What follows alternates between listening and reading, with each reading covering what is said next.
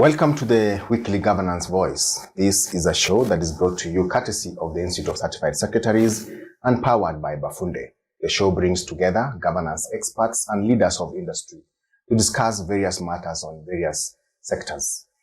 This show airs every week on Friday between 7:30 and 8. This morning, we are privileged to have Dr. Martin Oduor-Otieno to discuss about leadership and coaching. And I will speak briefly about Dr. Martin Oduor-Otieno, who is the founder and CEO and also business advisor and executive coach of the leadership group. He is the immediate past president of the International Coaching Federation, Kenya chapter. He is a fellow of the Institute of Certified Secretaries and a governance accredited auditor. Dr. Martin, welcome to the show. Thank you very much, Obare, and it's my privilege to be here with you. All right.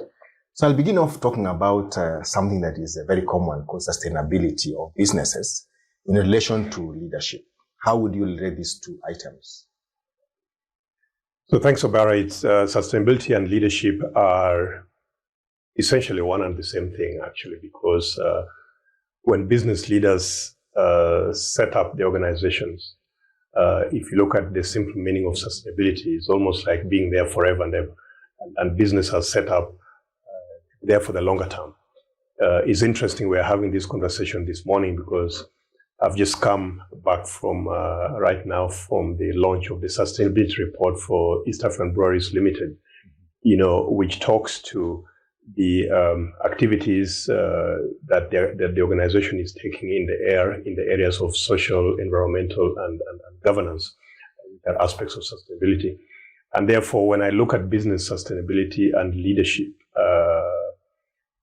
some of the things that come to mind for me around leadership is around clarity of vision. And also the inspiration that leaders give to their teams to ensure that they are all focusing on the agenda for the future.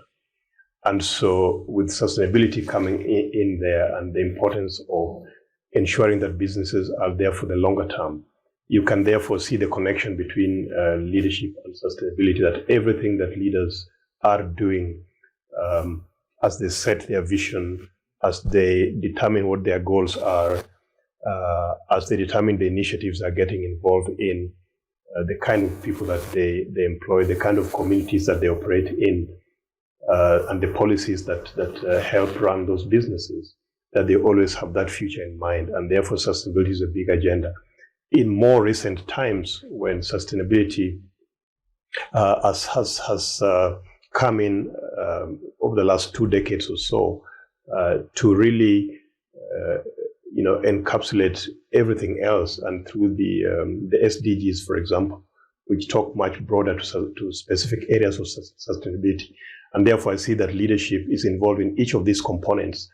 And hence that connection between the two. Okay.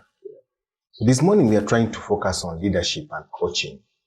Coaching also seems like also a new concept locally. Right. Maybe you could speak about it a little bit, about what coaching could be and where is it from? Where is it coming from? Yeah, that's a very good question, Obare. And I say that because, as you've mentioned, I was president of the International Coaching Federation Kenya chapter in 2020.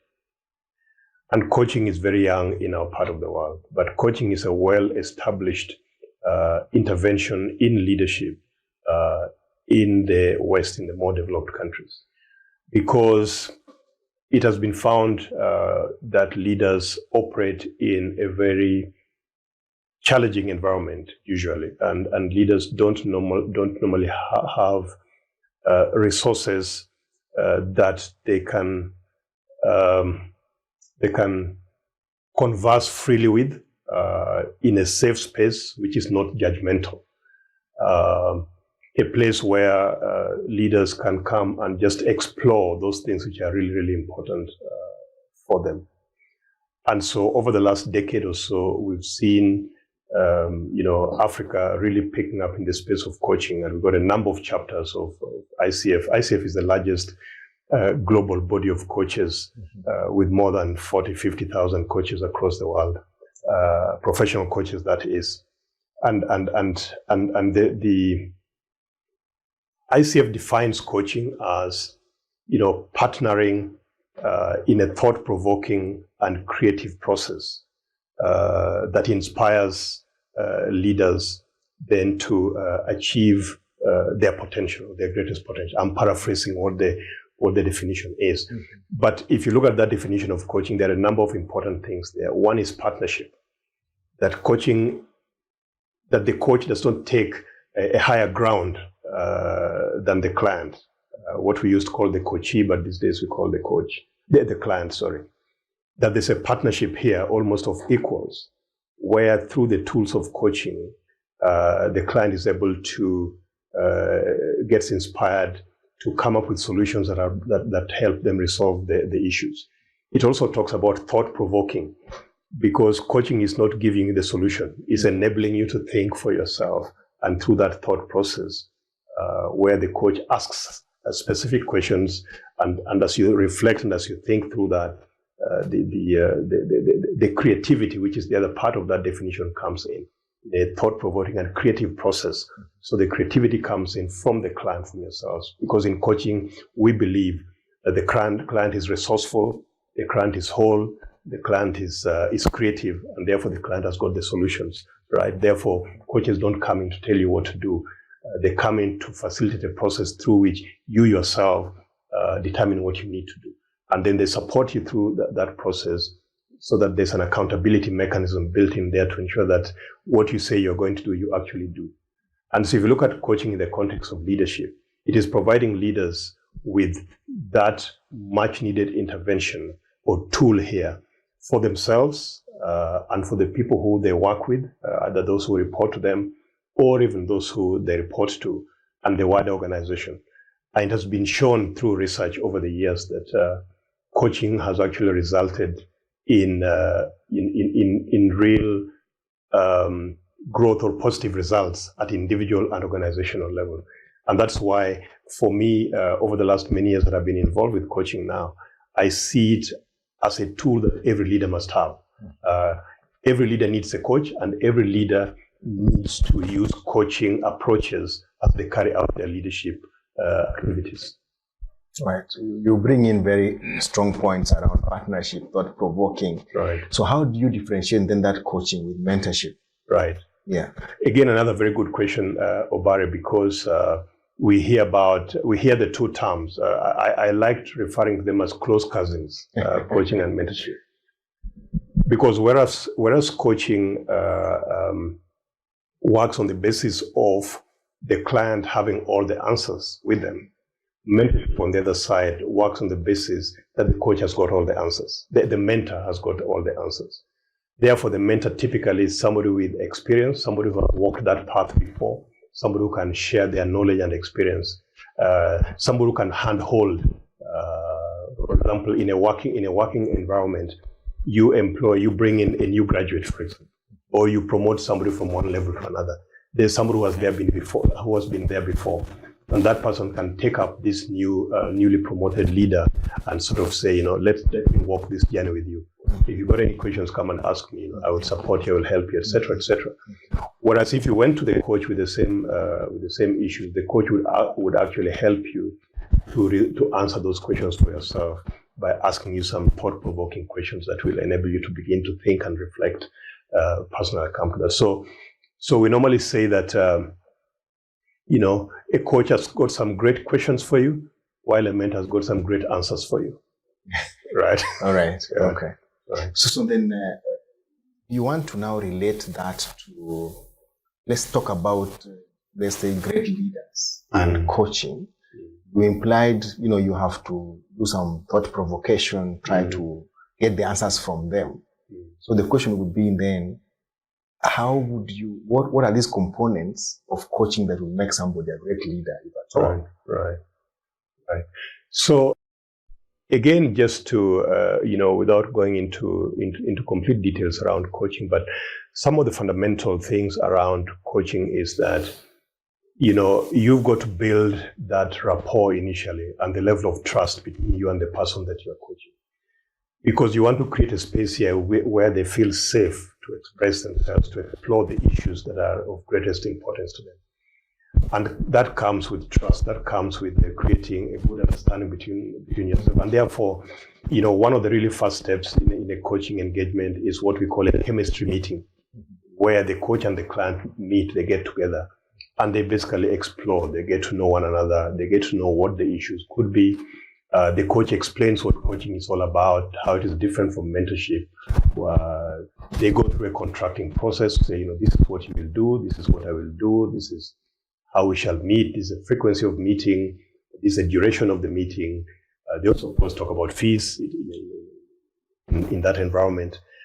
And once they've agreed and contracted and signed off an agreement, they then go into the next step, the process of setting goals. So, what is it that you'd like to get, out of this process? So, as an example, it may be that as a leader, you are trying to get your team to be a highly performing team, for example, so that they can get the results, they can help you execute strategy, etc. And so if you came in and sort of said, my goal is to get some skills through the coaching process, which will enable me to develop my team into a highly performing team, then the conversation then will begin, because the goal is very, very clear. What you want to get out of coaching is clear. The ultimate is clear. And then you go through an exploratory phase where you find out what's going on now, what are the options, and how will you do this. And this process, can take, short time, it can get a lengthier time. Coaching engagements can be, as short as one session. They can be as long as a 6-month engagement or a year's engagement.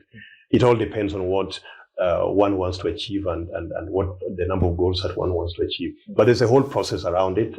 It's a discipline. It's a profession, just like the secretarial profession. But ultimately, the proof of the pudding is in the eating, in the sense that throughout that coaching process, there's a feedback mechanism where the coach and the client are always checking in as to the amount of progress they're making. And at the end of it, it is possible for the client then to say, yes, when I came in, this was what was happening. Right now, at the end of it, this is what I'm seeing, and these are the results I'm seeing. And by and large, we've seen some very, very positive results coming out of a coaching engagement. You've been a great leader as well, in many respects, that's for sure. And there's always been a question around what kind of attributes a great leader. Are there do's and don'ts, stuff like that, from your experience? Could you give a few to our viewers? Yeah, but first, let me thank you for the compliments, Obare. You've used some fairly strong words there about being a great leader, and I thank you for that. If you go back into the history of leadership, actually, leadership and strategy came out of the military. Go back into the old days of the Romans and Greeks and all those people that we read about in history. When you talk about leadership, it was always around leadership for war, conquering. You talk about strategy, it's always military strategy, etc. Leadership, as we know, and if you go back over the last, if I go back when I started my leadership journey many years ago now, leaders were always those strong men who gave directives. And many of them led by creating a fear culture. So they actually got people to do what they needed to do by, threatening fire and brimstone on people. And people then went and did stuff, and they got results. If you look at the last, 3 decades or so, what I've seen is that space has changed, has transformed almost entirely. That those things those tools which were used by leaders 3 decades ago will not deliver the outcomes that you look for as a leader today, because the environment has changed. There's been generational shifts. People's response mechanisms have also changed in terms of the stimuli. If you scream at me, we'll actually do what you want me to do. I live in a democratic space. I've got my freedoms. Therefore, treat me well, and develop for me a learning culture, lead me through a learning environment, where the environment is such that will enable me to give out my best. And so when I therefore talk about leadership today, I see, and in no particular order, components such as really effective communication as great tools for leadership. You want to be very, very clear about what we're saying. You want to be clear about vision. You want to be clear about the goals, the objectives. You want so that whole space, whether internal, external, is critical. I also see components around really building great leaders after you. So the people agenda, people and talent, a big agenda in leadership today. Long time ago, some of the leaders that I saw were people who were always scared of having better people working for them than themselves. I personally enjoy very much having people who are better than me working for me, because then I have less stress. I can have some free time for myself. I spend my time strategically, and focusing on growing these people to also be better leaders, in performing what they do. So that whole talent, people development, giving the right motivation, right incentives around there is a big thing for leaders. Of course, I also must bring in there this whole question of being visionary. So where are we going, and how do you then inspire people to come with you along that journey? As you said, strategy. Is there clarity inside there that people can actually buy into, and not just set the strategy but execute that, because the role of a leader is to execute as well. So not just setting it but also executing it. And I think finally, there are many things that we could talk about, but I also find that one of the other things that is so important is just that collaboration, building teams, because you don't lead alone. You lead people, you lead among people. You need everybody, and everybody has got these very, very useful perspectives, because knowledge doesn't reside in one person. So bringing all these perspectives together in terms of teams, building really great teams, is probably the final component that I would say. There's many things we can talk about, but I just think that those 4 or 5 are critical for me. Okay. So then now you've given very good concepts around leadership, strategy, people management. But you've also been a privilege to be both in management and board level in the current role that you play.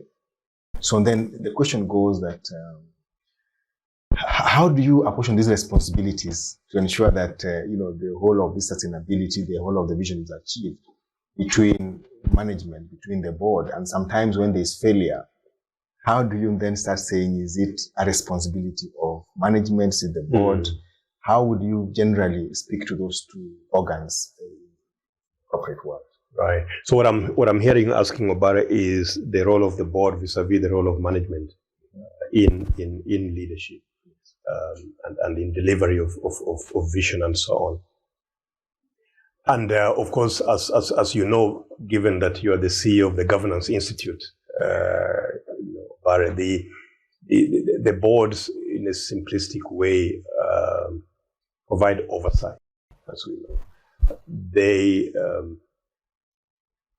provide guidance. They ensure there's a vision, there's a strategy in place. They give various approvals for various things which come from management. So their role is very much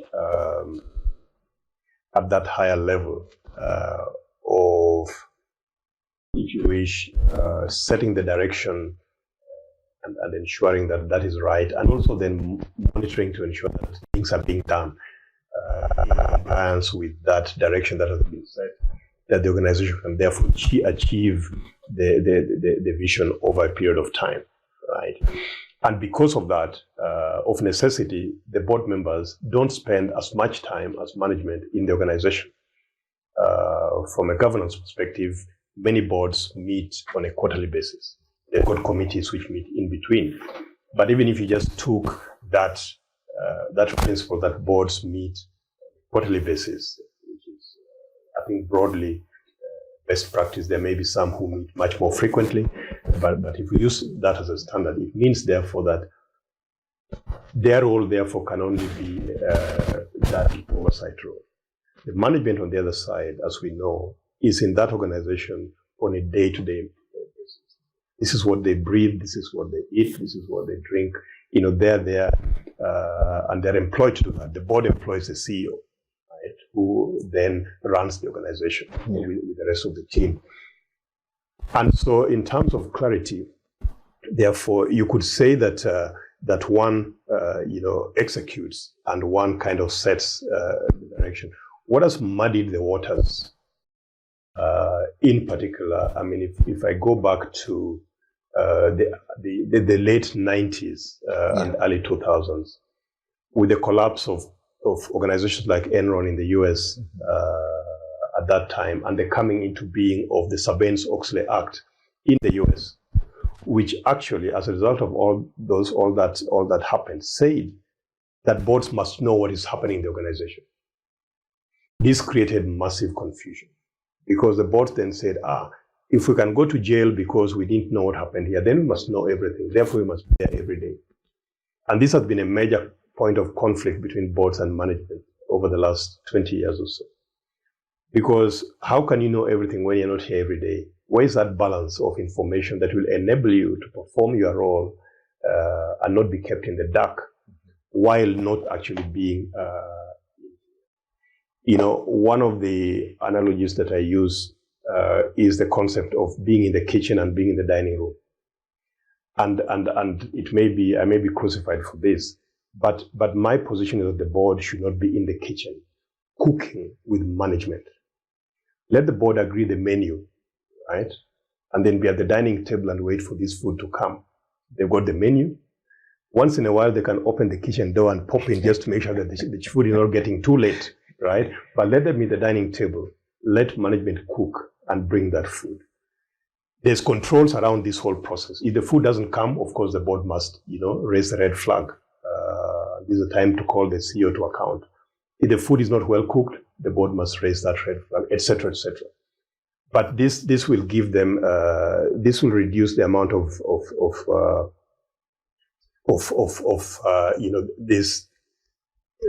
brushing against one another. But I also see this as a partnership, actually. Although we're talking about board and management, there should not be that thing which sort of says, don't come into my space completely. There's a partnership here. Management proposes a strategy, involves the board in a discussion around strategy. The board approves this strategy. Management comes back, executes, reports frequently to the board, and it's a partnership here. It's just is almost just what I said about the coach and the client there, that partnership where you are co-creating and you're ensuring that things are the outcomes are actually being made. So that is how I see these roles, and certainly in the boards where I sit, this is the relationship that I try to cultivate between myself, where I'm chair, because the chair of the board is critical in terms of just making sure that everything is working as it should, being the link between the management and the board, for example, and to make sure that those sides, there's a balance there that ensures that both sides are performing their work properly. And maybe just to ask, you've talked about conflict between boards and yes. So you could say what sort of impact that may have, right? Are there solutions? Right. So conflict between board and management, and we see a lot of this, especially in the public sector. And I attribute this to lack of clarity of roles and responsibilities here. It is both that and also ego of either the board, the chairman, or the CEO, or the management team, who then don't embrace these concepts of partnership, of where one thinks we know better than you kind of thing, and therefore, you are not cultivating that. So this is where it's, and I think the solution for me is really just for both parties to take a step and really sort of say we are here together for the same objective, we're chasing the same vision, we're trying to get the same outcomes in the interest of our various stakeholders. And so where there's conflict, inevitably conflict will arise. Where conflict arises, look for the right mechanisms for resolving that conflict within or through mediation or through, escalating to appointing authorities see if you can, come back and work together. Okay. One of the things that we've always wanted to ask in this show is that your experiences, you've been in the public sector at the top, you've been in the private sector at the top, the board levels at the top. So what kind of learnings, experience you want to share with us at this particular moment? You've used the right word there, Obare, the word learning. I think for me, leaders must always subject themselves to be learners throughout their lives, right? Whether you're on the board, there's always new stuff coming up which you need to appraise yourself. Whether you're in management, whether you're the CEO, there's always learning to be done. I think if we make ourselves vulnerable and subject ourselves to new learning and to sharing and to these partnerships that I've spoken about and collaboration, building strong teams, competent teams that work with us, and obviously really managing our stakeholder environment effectively. There will be challenges in life. There's always challenges. You cannot do without that. But always being able to take a step back, look at what exactly is happening, and this is where again you might need a coach. You need a coach when you are good and you want to get better. You want to get good to great. Jim Collins' book, Good to Great. You may need a coach in that instance. If things are not going too well, you may also need a coach. If you're just grappling and not knowing what's going, you may also, need the services of a coach to support you through that journey. Right. Yeah. So as we went down, I want you to face that camera there and talk to young aspiring leaders, coaches, based on your experiences over time, and give them a word of inspiration, of encouragement as we move. I don't know what you mean by words of inspiration, actually. For me, it's really, leadership is a journey. I mean, it's not an event. You don't wake up one day and there. But all of us, exercise leadership in whatever we do. And I would just like to say, Obare, that let's not wait for the destination. Let's enjoy the journey. As we travel that journey of leadership, let us equip ourselves and enjoy every moment of it, even as we focus on the ultimate destination that we want to achieve. And some of the points that we've mentioned here around sort of clarity of vision, not being a lone ranger, working with teams, building greater leaders in your team.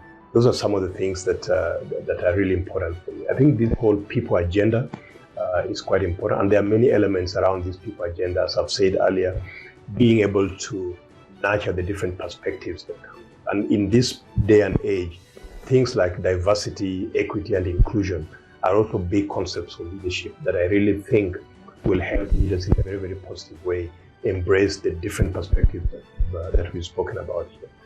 And as I say, enjoy the journey. Enjoy the journey. Any reading or books that you want to recommend to leaders? I mean, these days, with Google and everything else, you don't even need anybody to recommend books for you, actually, because just type in a topic that you want to learn about in leadership or anything, and you find tons and tons of books.